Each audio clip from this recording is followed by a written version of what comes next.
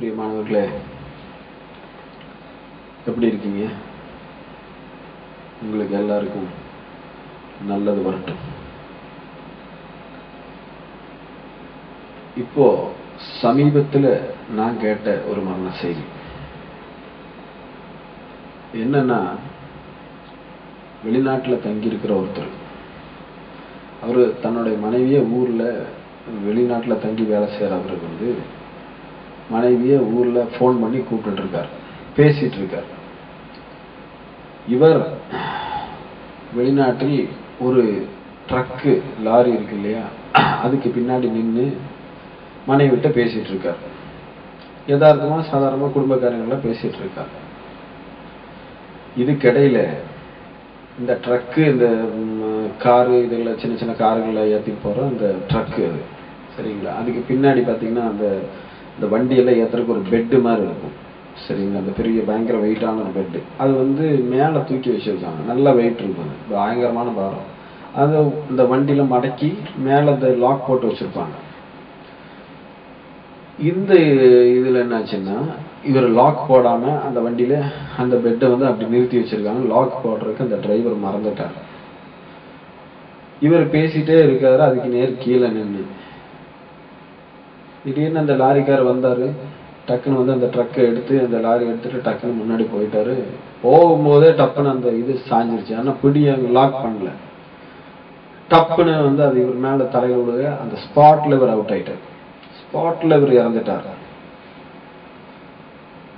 ஊர்ல அவரோட மனைவி கிட்ட பேசிட்டு தான் இருக்காரு. மனைவி போன்ல இருக்காங்க, லைன்ல இருக்கிறாங்க.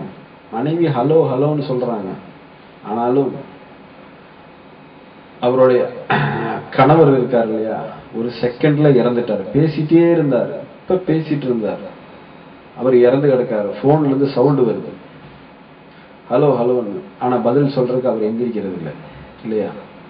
ஒரு செகண்ட்ல அவருக்கு மரணம் வந்துருச்சு. மற்றவங்க எல்லாம் பாக்குறாங்க இந்த சூழ்நிலைய, எப்படி இருக்கு இந்த சம்பவம் இல்லையா. இதுதான் மரணம். யார்கிட்டையும் கேட்டுட்டோ நம்மகிட்ட சமயம் சொல்லிட்டோ எல்லாம் வராது, திடீர்னு வரும் இல்லையா. ஒரு நாளைக்கு சுமார் 3 லட்சம் பேர் இதே மாதிரி இறந்து போறாங்க இந்த பூமியிலிருந்து. அவங்க யாரும் நினைக்கிறதில்ல நம்ம எல்லாம் இறந்துருவோம் அப்படின்னு, ஆனாலும் திடீர்னு இறந்து போயிடுறாங்க. இவங்க இந்த மரணத்தை எல்லாம் பார்க்கறதுக்கு உண்டான கண்ணு சக்தி நம்மளுக்கு இருந்ததுன்னா, மேல இருந்து இப்ப ஆகாசத்துக்கு மேல இருந்து நம்ம பார்த்தோம் அப்படின்னா 3 லட்சம் குடும்பம் அழுதுட்டு இருப்பாங்க. அவங்களோட அப்பா அம்மா மனைவி குழந்தை யாராவது இறந்துருப்பாங்க இல்லையா. இதெல்லாம் பார்த்தா நம்மளுக்கு ஒரு நிம்மதி வருமா? இதெல்லாம் பார்க்கக்கூடிய ஒரு கண்ணு நம்மளுக்கு இருந்ததுன்னா நிம்மதி வருமா? ஒரு பொழுதும் வராது இல்லையா. நம்ம பயந்துருவோம். அந்த அளவுக்கு டெய்லி மரணம் நடக்குது. இன்னைக்கு உலகத்துல பாத்தீங்கன்னா 800 சில்லற கோடி பேர் இருக்கிறோம் நம்ம இல்லையா.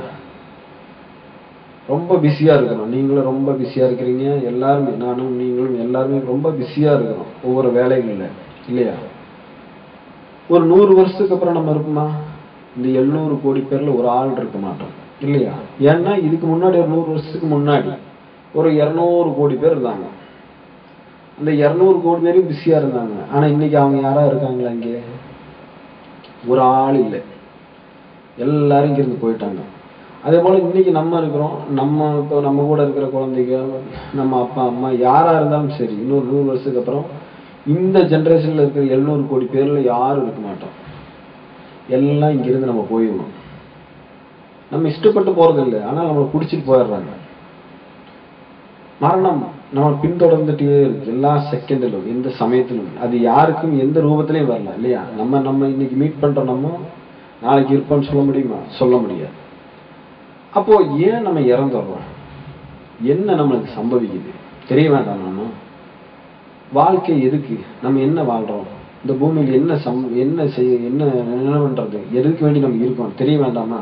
ஏன்னா நம்ம இறந்த பொழுது நம்மளுடைய சொத்துகள், நம்ம எதுக்கு வேண்டி செயல்பட்டோமோ, எதுக்கு வேண்டி நம்ம 24 மணி நேரம் அலைஞ்சோமோ, அதெல்லாம் இங்க சொத்தா கிடக்குது இல்லையா. வீடு, பங்களா, காரு, அது இதெல்லாம் இருக்கும். ஆனா நம்ம இருக்க மாட்டோம்.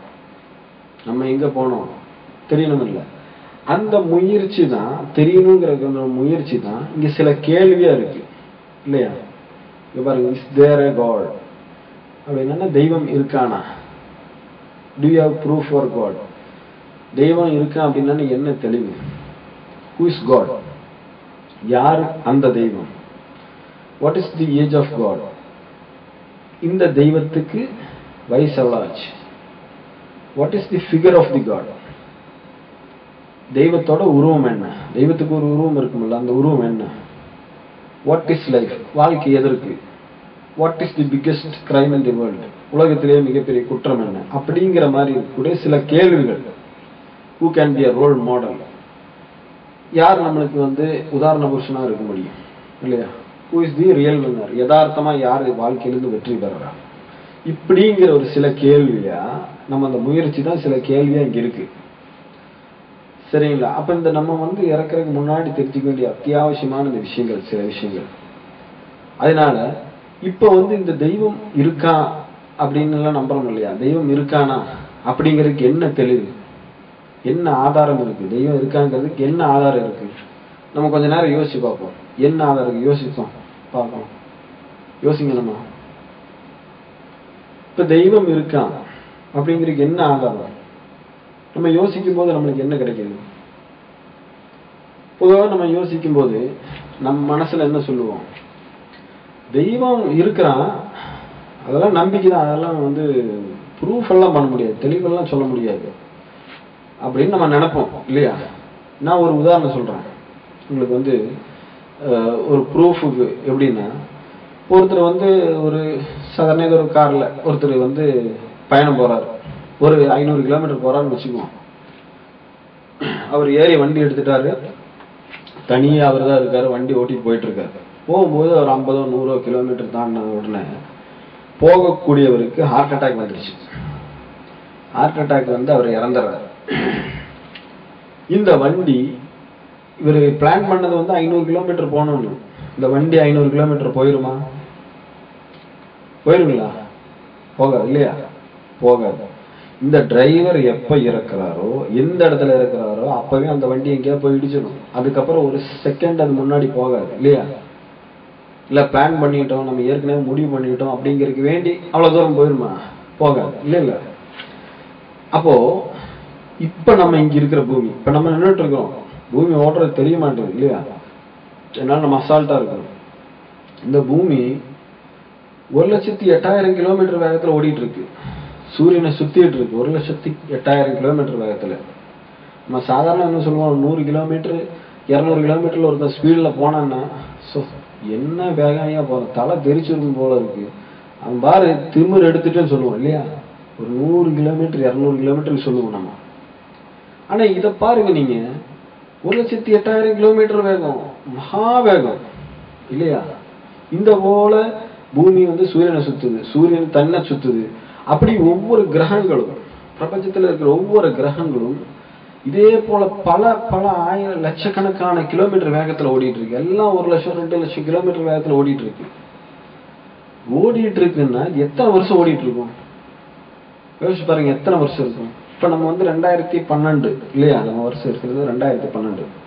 எவ்வளவு வருஷம் ஓடிட்டு இருக்குன்னு நினைக்கிறீங்க நீங்க? சாதாரணமா 2012 இந்த 2000 ஒரு 10,000 ஆகி 10,000 50,000 ஆகி 50,000 1 லட்சம் ஆகி, அதுக்கே 1 லட்சம் ஆகணும்னால எவ்வளவு வருஷம் ஆகுது இல்லையா? 1 லட்சம் 10 லட்சம் 10 லட்சம் 50 லட்சம் 50 லட்சம் 1 கோடி. சிந்திக்க முடியுமா நம்மளுக்கு 1 கோடி வருஷம்னா? 1 கோடி வருஷம். அந்த 1 கோடி 50 கோடி, அப்புறம் 100 கோடி 100 கோடி 500 கோடி 1000 கோடி 1500 கோடி வருஷம் ஆச்சு அப்படிங்கிறது விஞ்ஞானம் இல்லையா? 1500 கோடி வருஷமா 1500 கோடி வருஷமா இதெல்லாம் பர்ஃபெக்டா ஓடிட்டு இருக்கு. எப்படி? 1 கிலோமீட்டர் 2 கிலோமீட்டர் இல்ல, 100 கிலோமீட்டர் 200 கிலோமீட்டர் இல்ல, லட்சக்கணக்கான கிலோமீட்டர் வேகத்துல, கோடி கோடி டன் வெயிட்டுகள் இதெல்லாம் இல்லையா? பர்ஃபெக்டா சுத்துது. பர்ஃபெக்டா சுத்துதுன்னா இதை மெயின்டைன் பண்றதுக்கு, இதை ஓட்ட வைக்கிறதுக்கு ஒரு டிரைவர் அங்க இருக்கிறான். அந்த டிரைவர், அந்த சக்தி, அந்த மகா சக்தி, அதுதான் தெய்வம். தெய்வம் இருக்காங்கிறதுக்கு இதுதான் தெளிவு. இதெல்லாம் இவ்வளவு காலம் ஓடுதுங்கும் போது அதுதான் தெளிவு. தெய்வம் இருக்காங்கிறதுக்கு தெளிவா என்ன, இதெல்லாம் பர்ஃபெக்டா ஓடுதுங்கிறனால. தெய்வம் இல்லாட்டி இதெல்லாம் ஒரு செகண்ட் போதும். வண்டி ஓடிட்டு இருக்கும் போது ஒரு டிரைவர் ஒரு நிமிஷம் இப்படி தூங்கிட்டாருன்னு வச்சுக்கோங்க, அடுத்த செகண்ட் டபார்னு அடிச்சிடும் வண்டி, இல்லையா? அப்படி சம்பவிச்சுதா? இல்ல. இத்தனை 1500 கோடி வருஷமா சம்பவிக்கல. அப்படி சம்பவிக்காம இருக்குன்னா அதை மெயின்டைன் பண்ற, பக்காவா மெயின்டைன் பண்ற ஒரு டிரைவர், அந்த மகாசக்தி. அந்த மகாசக்தி தான் தெய்வம், இல்லைங்களா? அந்த மகாசக்தி நம்ம எந்த பாஷையிலிருந்தும் கூப்பிடலாம். கடவுள்னு சொல்லலாம், தெய்வம்னு சொல்லலாம், பகவான்னு சொல்லலாம் ஹிந்தியில, காட்னு சொல்லலாம் இங்கிலீஷ்ல, அல்லான்னு சொல்லலாம் அரபியில. இதெல்லாம் இந்த மகாசக்தியை குறிக்குது. பிரபஞ்சத்தை மெயின்டைன் பண்றாங்கல்ல, ஓட விட்டு அப்படியே பிடிச்சு நிறுத்தி இருக்காங்கல்ல, அந்த மகாசக்தி. அவனோட திறமை என்ன? சாதாரண நம்ம வந்து ஒரு கிலோ சாதாரண ஒரு வெயிட், 1 கிலோ நினைச்சு நம்ம டப்புன்னு கையில தூக்கிடுவோம். தூக்குனா நம்மளுக்கு தெரியாது. ஒரு 5 நிமிஷம் தூக்கி பிடிப்புமே, என்ன ஆகும்? வெயிட்டா தோணும், கொஞ்சம் வெயிட் தூங்குற மாதிரி இருக்கும். 1 கிலோ வந்து 2 கிலோ ஆன மாதிரி தோணும். 10 நிமிஷம் ஆச்சுன்னா 2 கிலோ 10 கிலோ ஆன மாதிரி ஆயிடும், இல்லையா? வெயிட் பயங்கர வெயிட்டா இருக்கு. அதுக்கப்புறம் 15 நிமிஷம் ஆச்சுன்னா கீழே வைக்கணும், அவனுக்கு நம்மளால தாங்க முடியாது, இல்லையா? இவ்வளவுதான். நம்ம எந்த வெயிட்டுமே, ஒரு சின்ன ஒரு வெயிட்டையும் கூட நம்மளால தாங்க முடியாது. இந்த பூமி ஆகாசங்கள் எல்லாம் பாருங்க, நீங்க கோடி கோடி கோடி கோடி கோடி டன் அளவு போட முடியாது, அவ்வளவு பிரம்மாண்டமான வெயிட். எப்படி ஓட வைக்கிறான்? காத்துல கவரெல்லாம் கிடையாது, இல்லையா? கெட்டி போடலாம், ஆனாலும் பக்காவா சுத்துறான். காலையில 5 மணிக்கு சூரியன் உதிக்கணும், 5 மணிக்கு உதிச்சிருந்தாங்க. ஏன்? கரெக்டா ஓடி அந்த ரவுண்டுக்கு அடுத்த ரவுண்டுக்கு அது வந்துருந்தாங்க, இல்லையா?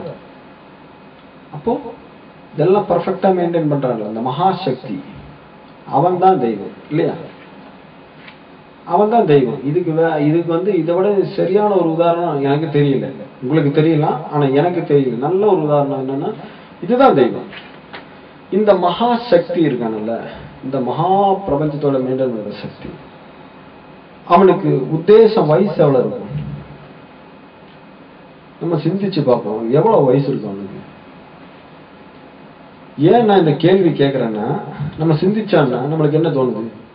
அப்படியே உலகத்துல அப்படியே பாருங்க, நீங்க உலகத்தை அப்படியே சிந்திச்சு பார்த்தீங்கன்னா, உலகத்துல நிறைய பகுதிகள், நிறைய பகுதிகளில் ஒவ்வொருத்தரும் ஒவ்வொரு இது வச்சிருக்கிறாங்க. எப்படின்னா, சிலவங்க சொல்லுவாங்க ஏதோ ஒரு தெய்வத்தை பார்த்து வணங்கிட்டு இருப்பாங்க.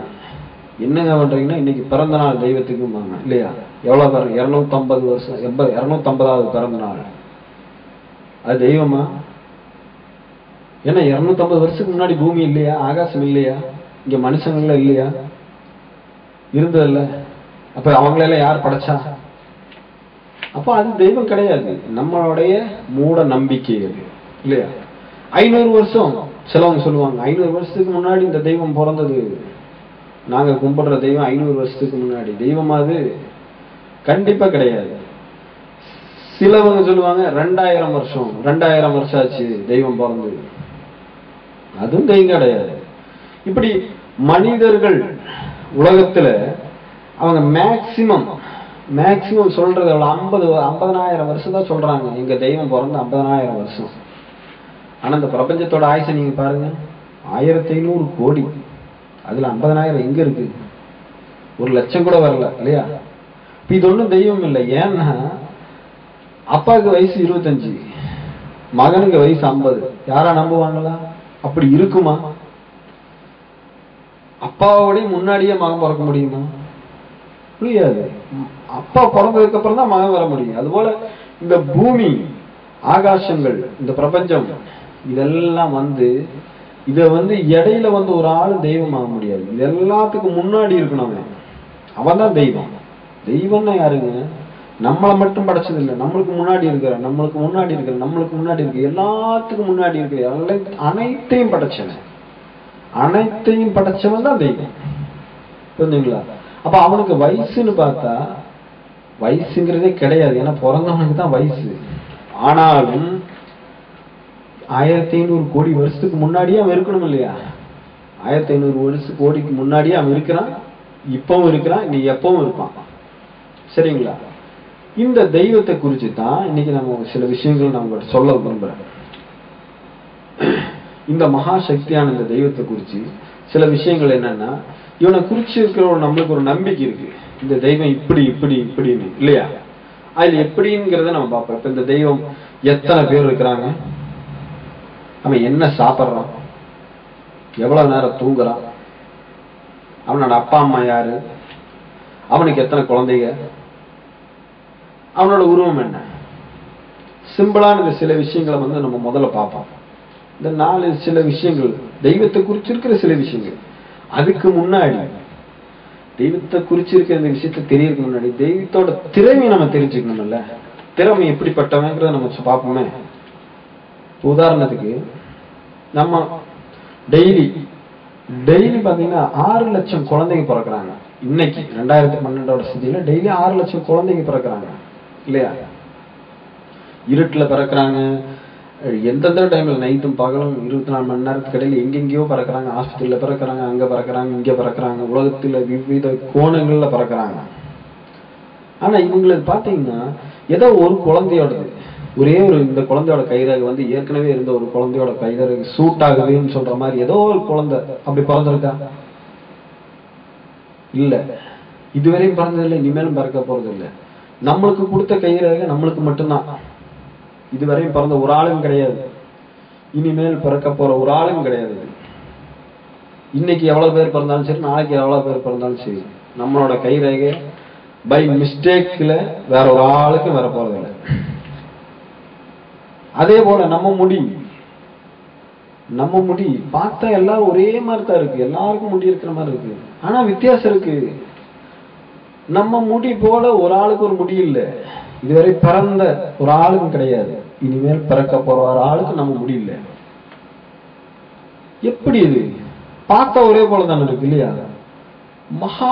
என்ன சொன்ன மகா ஆற்றல் படைச்சவங்க. இந்த தெய்வம் சாதாரண ஆள் இல்லை, நீங்க நினைக்கிற போல நம்மளை போல இல்லை. ஒரு மிஸ்டேக் பண்ணல, அவன்கிட்ட ஒரு மிஸ்டேக், இந்த முடி மாதிரி அவனோட முடி வந்துருச்சு, பார்த்தா ஒரு மாதிரி இருக்கும், ஆனா வித்தியாசம் இருக்கு. அதனால தானே இங்க குற்றமெல்லாம் நடக்கும்போது முடி கைரேகைகள் எடுக்கிறாங்க இல்லையா? பக்காவா பண்றான். அவன்கிட்ட ஒரு மிஸ்டேக், ஒரே ஒரு மிஸ்டேக் இன்னைக்கு வரையும் சம்பவிக்கல, என்னைக்குமே சம்பவிக்காது. அவ்வளவு ஆற்றல் படைச்சவன். அந்த ஆற்றல் படைச்ச இறைவனை குறிச்சு சில விஷயங்கள் தெரியறதுக்கு முன்னாடி நான் சொன்ன இந்த சில பாயிண்ட்ஸ் நீங்க மனசுல வச்சுக்கணும். மகா ஆற்றல் படைச்சவன், மிஸ்டேக் இல்லாதவன். அந்த தெய்வம் எத்தனை பேர் இருக்கிறான், இந்த மகா சக்தி எத்தனை பேர் இருக்கிறான், நம்ம சிந்திப்போம். எவ்வளவு பேர் வரும் மனசுல சொல்லுங்க, நம்ம சிந்திப்போம். சிந்திக்கும் பொழுது நம்மளுக்கு நிறைய விஷயங்கள், நம்ம ஒவ்வொருத்தருக்கும் ஒவ்வொரு மாதிரி சிந்ததானே. எல்லாருக்கும் தோணும் 2 தெய்வம் 5 தெய்வம் 10 தெய்வம் இப்படி எல்லாம் தோணும். ஆனா உண்மையில் ஆக்சுவலா பார்த்தா ஒரே ஒரு தெய்வம் தான் இருக்கிறான். ஏன்னா ஒண்ணுக்கு மேற்பட்ட தெய்வம் இருந்தாங்கன்னா நேரம் சண்டை போட்டிருப்பானுங்க. நம்ம 2 பேருமே தெய்வம் தானே, நீ படைச்சதை விட நான் படைச்சது பெருசா, நான் படைச்சதை விட நீ படைச்சது பெருசான்னு சொல்லி அப்பப்ப அடிச்சுட்டு இருப்பானுங்க இல்லையா? சண்டை போட்டு நிறைய பிரபஞ்சத்தை தகர்த்திருப்பானுங்க. ஒரு செகண்ட் இவ்வளவு காலமெல்லாம் ஓடுமா? 1500 கோடி வருஷம் ஓடுமா? இது ஓடாது, ஓடி இருக்காது. எப்பவோ தகர்த்திருப்பாங்க. சண்டை போட்டு நீ பெருசா நான் பெருசா, நான் படைச்சது முன் படைச்ச படைப்பை எப்படி ஜெயிக்கலாம், பிரச்சனையா இருக்கும். ஆனா அப்படி ஒண்ணும் இல்லை. ஏன் இல்லை? ஒரு தெய்வம் இருக்கிறதுனால. நிறைய தெய்வம் இருந்தா இவ்வளவு காலம் ஓடாது. இவ்வளவு காலம் ஓடி நிக்கிறதே ஒரு தெய்வத்தோட அத்தாட்சிக்கு தான். 1500 வருஷமா ஓடி இருக்குன்னா 1500 வருஷம் கோடி ஓடினதே ஒரே தெய்வம் இருக்காங்கிறதான் தெளிவுபடுத்துது.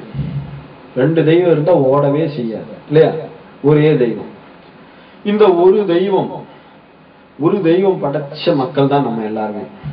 எந்த மதத்துல இருந்தாலும் சரி, எந்த ஜாதியில இருந்தாலும் சரி, நான் அப்படி இப்படி அது இது, நான் உயர்ந்த ஜாதி தாழ்ந்த ஜாதி இப்படி எதை சொன்னாலும் சரி, எல்லாரும் ஒரே தெய்வம் படைச்ச மக்கள். நம்ம கடையில ஏற்றதாழ்வே கிடையாது. நான் பெரியவனும் கிடையாது, நீங்க பெரியவனும் கிடையாது, எவனும் பெரியவன் கிடையாது.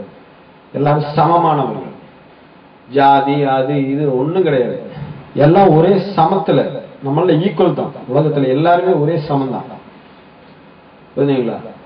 மற்றபடி அவனுடைய இந்த என்ன சொல்றது, அவனோட கேரக்டர்னால தான் மனுஷன் ஏற்றத்தாழ்வு வரலாம். அவன் ஒரு திருடனா இருக்கான்னா அவன் கீழ்த்தரமானவன், நல்லவனா இருந்தா நல்ல மேல் உயர்ந்தவன் தான். மற்றபடி படைப்புல மனிதன்கிற படைப்புல பார்த்தா எல்லாரும் ஈக்குவல். ஒரு ஆளுக்கு மேல கீழே கிடையாது. புரிஞ்சுங்களா? எல்லாரும் சமமானவர்கள். இந்த தெய்வம் இந்த தெய்வத்துக்கு எனக்கு ஆம்பளை பிடிக்காது, எனக்கு பொம்பளை பிடிக்காது, எனக்கு குழந்தைகள் பிடிக்காது, ஆண் குழந்தைகள் பிடிக்காது, பெண் குழந்தைகள் பிடிக்காது, இப்படி எதுவுமே பிடிக்காதுங்கிற தெய்வம் கிடையாது. ஏன்னா எல்லாமே அவன் படைச்சதானே. எல்லார் மேலையும் அவன் எல்லையில்லா பாசம் வச்சிருக்கிறான்.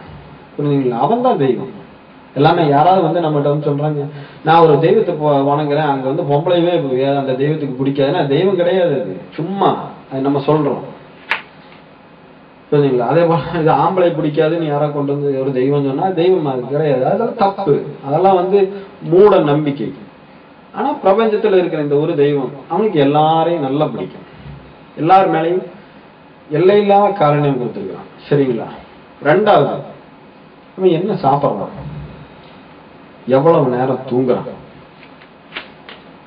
என்ன சாப்பிட்றான், எவ்வளவு நேரம் தூங்குறான், நம்ம சிந்திப்போமே கொஞ்ச நேரம். அப்ப நம்ம மனசுக்குள்ள என்ன வரும்?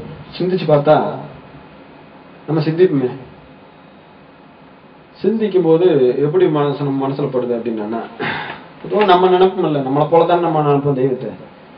சாப்பிட்றான் தூங்குறான் அப்படின்னு. உதாரணத்துக்கு சாப்பிட்றத வச்சு நம்ம விளங்கி பார்ப்போம். ஒருத்தன் சாப்பிட்றான்னு வச்சுங்க, தெய்வம் சாப்பிட்றான்னு வச்சுக்குவோம். சாப்பிடணும்னா எவ்வளவு வேணும் சாப்பாடு, அது வேற விஷயம். சரி, சாப்பிட்றான். சாப்பிட்டுட்டேன்னு என்ன ஆகும்? கொஞ்ச நேரம் கழிஞ்சுன்னா நான் பாத்ரூம் போகணும் இல்லையா, கக்கூஸ் போகணும். அது எவனா இருந்தாலும் சரி, சாப்பிட்டுட்டான்னா கக்கூசுக்கு போயே ஆகணும். இல்லாட்டி அவனால நிக்க முடியாது இல்லையா? ஒண்ணுக்கு போகணும், கக்கூசுக்கு போகணும். இதெல்லாம் சாப்பிட்டான்னா வர்ற இது இல்லையா? இந்த மாதிரி ஒரு சூழ்நிலையில இப்ப நம்மளே இருக்கிறோம், ஒரு வேலை செய்யறோம். வேலைக்கு இடையில நம்மளுக்கு பாத்ரூம் போகணும்னா பாத்ரூம் போகும்போது நம்ம வேலை செய்ய முடியுமா? முடியாது. வேலையை நிறுத்திட்டு தான் போவோம் இல்லையா? தெய்வம் இதே மாதிரி போறான்னு வச்சுக்குவோம். பாத்ரூம் போயிட்டான்னா பூமி ஆகாசத்தை யாருங்க பாக்குறது, யாரு பிடிச்சு நிறுத்துறது? நம்மளாம் நினைச்சா நிறுத்த முடியுமா பூமியை? கோடி டன் இல்ல, யார் நிறுத்த முடியும்? யாராலையும் நிறுத்த முடியாது. அப்படி போயிருந்தானா பிரபஞ்சம் தகர்ந்து இருக்குமே ஒரு செகண்ட்ல இல்லையா? அவன் போய் படுத்து இருந்தான்னு வச்சுக்கோங்க, தூங்கிட்டு இருந்தான்னு என்ன ஆகும்? ஒரு செகண்ட், ஒரு நிமிஷம் நம்ம கண்ணை மூடணும்னு என்ன ஆகுது? ஆக்சிடென்ட் தான் வண்டி. நைட்டு ஏன் நிறைய ஆக்சிடென்ட் நடக்குதுன்னா, அப்படியே ஓட்டும் போது லைட்டா தூங்கிடுவாங்க. தூங்கி பிடிங்கன்னு டவார முடிஞ்சுது, அவ்வளவுதான், ஆள் போயாச்சு. ஒரு செகண்ட் தான். இப்படி போற எதிரில் வண்டி வரும்போது ஒரு செகண்ட் இப்படி மூடிட்டாருன்னா அந்த இதுல போயிடுவாரு, பட்டாலும் முடிஞ்சது இல்லையா? அப்ப அவன் தூங்காதனாலதான் இந்த பூமி ஆகாசம்ல 1500 கோடி வருஷமா